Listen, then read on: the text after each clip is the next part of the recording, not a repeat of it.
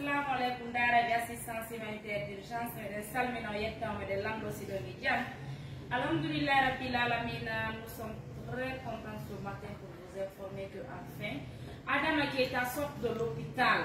Alhamdulillah rabbil alamin, c'est une autre fierté pour les médecins guinéens, une autre fierté pour l'ONG assistance humanitaire d'urgence et une autre fierté pour vraiment les partenaires qui sont là debout chaque jour à soutenir les personnes vulnérables comme Adama Keita. Aïe, ça va? Ayaka, ça va un peu? Je passe. Bibi, il est bon au hôpital. Tu vas à il va rester là.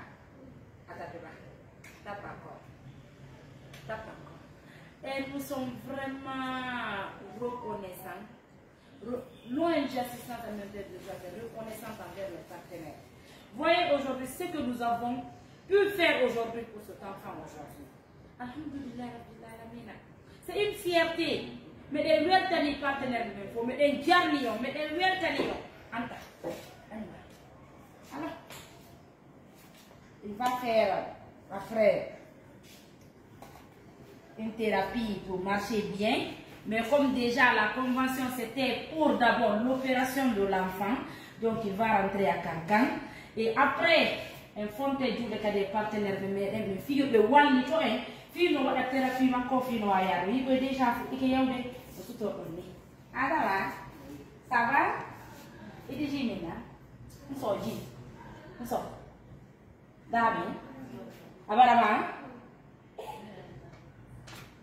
ah, Nadia. Abara,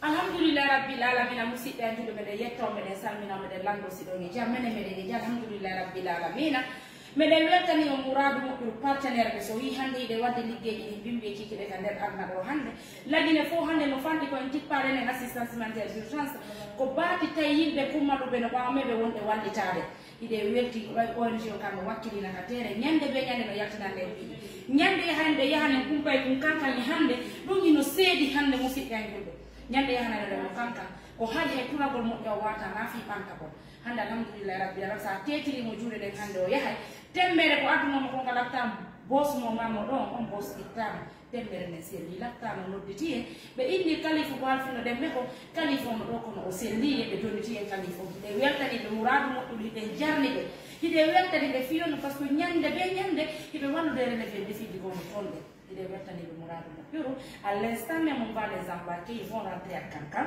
haray jen juuɗe juuɗe kadi fayntin kadi ɓaɓe holli en ay fay ɗum ko tippi teppere leydi so tetama o yahay haray si waɗanama thérapie goto tonde ɓay ɗum ko wawa sekkude donc haray ko sabu ɗum noon si den fonti juuɗe kadi faynti e partenaire ɓe ñande feere mo heɓoyi wooɗe wawen addudemo kadi waɗde ɗum ɗon kadi fino wayra yahude naademo ka école o jangga janggo waɗe ɗum ɗuɓeɗo ɗum allah waɗane ɗiɗiɗi kadi o fino wallitoɗen juuɗanaɓe fo o jarama barka kono ngo rukkiyata touré wonduno assistance humanitaire d'urgence. Assalamu alaikum, merci beaucoup.